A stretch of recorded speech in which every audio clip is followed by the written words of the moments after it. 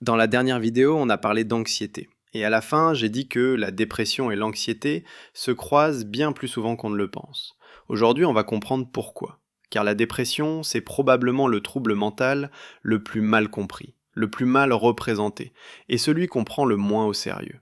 Et comme d'habitude, derrière un seul mot, il y a des réalités qui n'ont presque rien à voir entre elles.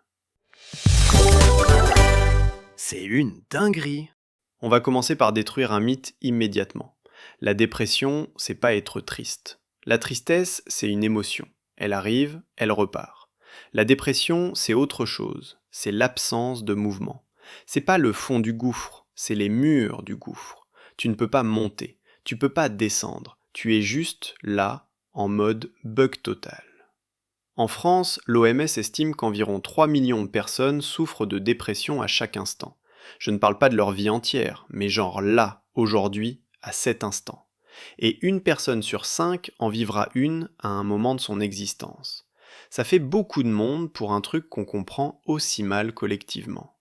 Aujourd'hui, on présente 6 niveaux de dépression, du plus discret au plus sévère. Et je te préviens, certains de ces niveaux vont probablement te faire repenser à des gens que tu connais ou à toi-même. Alors, t'es prêt ?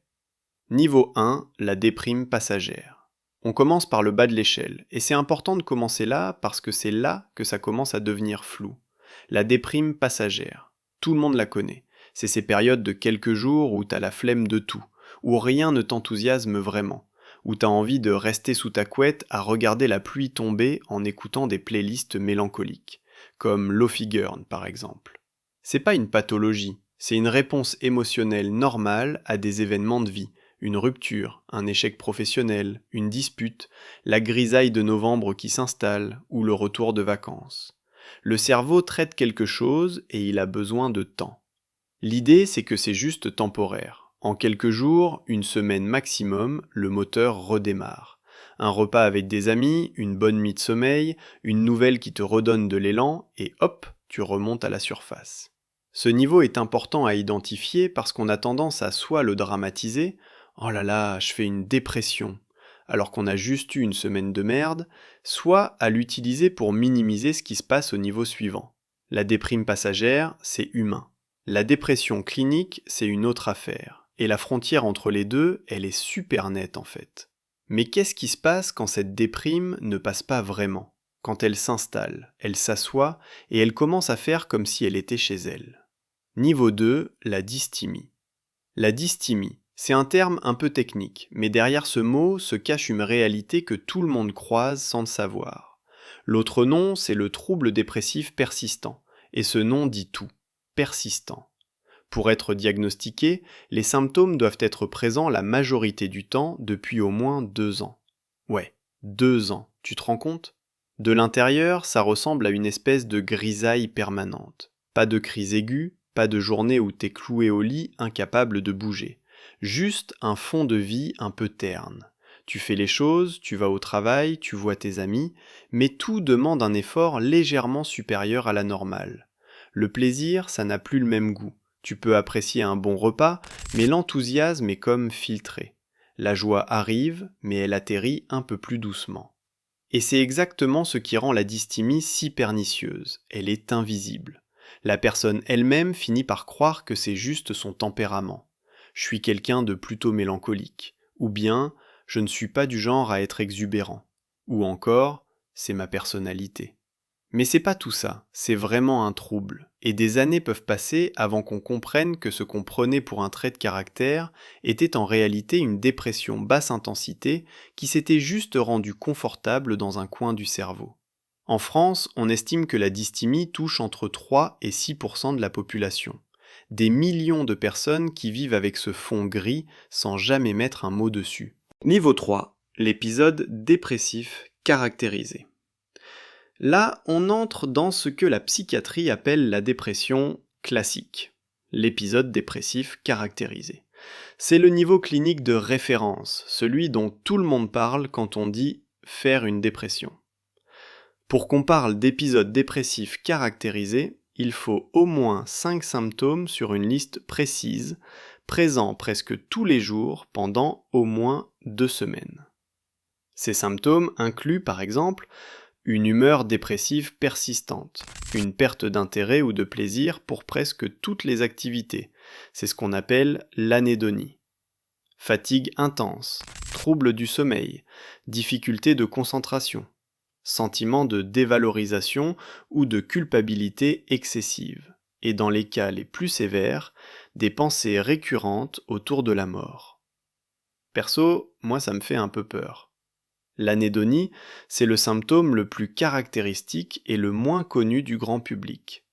C'est pas juste être triste, c'est être complètement incapable de ressentir du plaisir. Genre, la chose que tu aimais le plus au monde, que ce soit la musique, le sport, voir tes proches ou manger, bah tu l'as fait, mais tu ressens rien, un vide. Et ça, c'est souvent ce qui perturbe le plus les gens autour de la personne dépressive, parce qu'ils comprennent pas pourquoi elle ne profite pas des bonnes choses de la vie. La réponse, parce que le circuit neurologique du plaisir est en panne. Un épisode peut durer de quelques semaines à plusieurs mois sans traitement, et il peut survenir une fois dans une vie, ou plusieurs fois, on parle alors de troubles dépressifs récurrents. Et le point important, c'est qu'entre deux moments compliqués, on peut se sentir super bien, comme si de rien n'était, ce qui rend le trouble difficile à saisir de l'extérieur. Niveau 4, la dépression sévère. Ici, on franchit un nouveau palier. La dépression sévère avec symptômes psychotiques, c'est quand l'épisode dépressif devient tellement intense qu'il commence à altérer la perception de la réalité. Concrètement, ça peut prendre la forme d'hallucinations, entendre des voix, généralement négatives, qui confirment tout ce que la dépression dit sur la personne, ou de délire, des croyances fixes et fausses, comme être convaincu d'avoir commis un crime terrible, d'être en train de mourir d'une maladie incurable, ou d'avoir ruiné sa famille financièrement, même quand aucun de ces éléments n'est réel. Ce qui est important de comprendre, c'est que ces symptômes psychotiques, ils vont directement dans le sens de ton humeur. Ils vont dans le même sens que la dépression. Ce ne sont pas des délires de grandeur ou des hallucinations chaotiques comme dans d'autres troubles. C'est la dépression qui s'est tellement intensifiée qu'elle a commencé à construire sa propre réalité. Une réalité où tout confirme que la personne est sans valeur, que tout est de sa faute et que rien ne peut s'améliorer. Ce niveau nécessite systématiquement une prise en charge médicale urgente. En général, une hospitalisation, une combinaison d'antidépresseurs et d'antipsychotiques. C'est pas quelque chose qui se gère en consultation externe classique. Et si tu penses que c'est rare, détrompe-toi. Ça arrive à plein de gens, et même autour de toi. Avant d'attaquer le niveau 5, j'aimerais juste te rappeler qu'on a fait une vidéo entière sur les différents troubles psychologiques et mentaux. N'hésite pas à aller la voir si ça t'intéresse. Je te mets le lien en bas de cette vidéo. Niveau 5, le trouble bipolaire. On arrive à un niveau qui mérite qu'on s'y attarde parce qu'il est profondément mal compris. Le trouble bipolaire. Et d'abord, oui, il est dans cette liste, parce que la dépression est un composant central et souvent dominant de ce trouble. Le trouble bipolaire, c'est pas avoir des hauts et des bas. Tout le monde a des hauts et des bas. Sinon, ta vie est juste une route plate, aigrie et ennuyeuse. Mais le trouble bipolaire, c'est une alternance cyclique entre des épisodes dépressifs, avec tout ce qu'on a décrit avant, et des épisodes maniaques ou hypomaniaques. Être maniaque, c'est un état d'euphorie, d'énergie et de désinhibition extrême. Sentiment de toute puissance, besoin de sommeil quasi inexistant, débit verbal accéléré, prise de décision impulsive, dépenses massives, comportement sexuel à risque, projets grandioses lancés à 3 heures du matin. Le piège énorme du trouble bipolaire dans le diagnostic, c'est que les patients consultent quasi systématiquement pendant les phases dépressives. Pendant la phase maniaque, ils vont bien, peut-être même trop bien pour aller voir un médecin. Résultat, ils sont souvent diagnostiqués dépressifs, traités uniquement aux antidépresseurs, ce qui peut en réalité déclencher ou aggraver les phases maniaques. Il faut en moyenne 7 à 10 ans pour obtenir un diagnostic correct de trouble bipolaire. 7 à 10 ans, c'est juste énorme. En France, le trouble bipolaire touche environ 1 à 2% de la population. Ce qui semble peu, mais en vrai ça fait 600 000 à 1,2 million de personnes qui vivent avec ça, souvent sans le savoir. Bon, on arrive au dernier niveau, et celui-là, c'est celui où la dépression devient une urgence médicale absolue. Attention, on ne rigole plus. Niveau 6, la dépression avec risque suicidaire.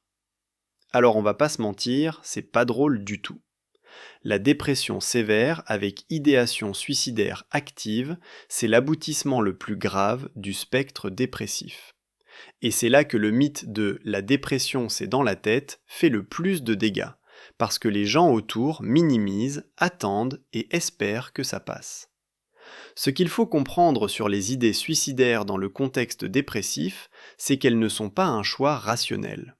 Le cerveau en dépression sévère est littéralement dans un état neurobiologique altéré. Les circuits de régulation émotionnelle sont dysfonctionnels. Le cortex préfrontal, qui permet de relativiser et d'envisager l'avenir, tourne au ralenti. La personne ne voit pas d'issue parce que son cerveau est biologiquement incapable de la percevoir à ce moment-là. C'est pas du pessimisme, c'est une panne. Il y a un détail contre-intuitif que les psychiatres connaissent bien. Le risque suicidaire est souvent le plus élevé non pas au pic de la dépression, mais au moment où la personne commence à aller un peu mieux. Parce qu'au fond du gouffre, elle n'a plus l'énergie d'agir. Quand un peu d'énergie revient, et avant que le moral suive, c'est là que le danger est maximal. C'est pour ça que la période de sortie de dépression nécessite un suivi aussi rapproché que la phase aiguë. En France, environ 200 000 tentatives de suicide ont lieu chaque année. Et 9 000 personnes le font vraiment. Derrière chaque chiffre, il y a quelqu'un qui a atteint un point où son cerveau malade lui a dit qu'il n'y avait plus d'autre option. Pourtant c'est faux, il y en a toujours. Mais ça ne peut se corriger qu'avec une aide professionnelle, pas avec de la bonne volonté, pas avec des encouragements, et surtout pas en lui disant de penser positif. Si toi ou quelqu'un que tu connais est à ce niveau, le numéro à appeler c'est le 31 14.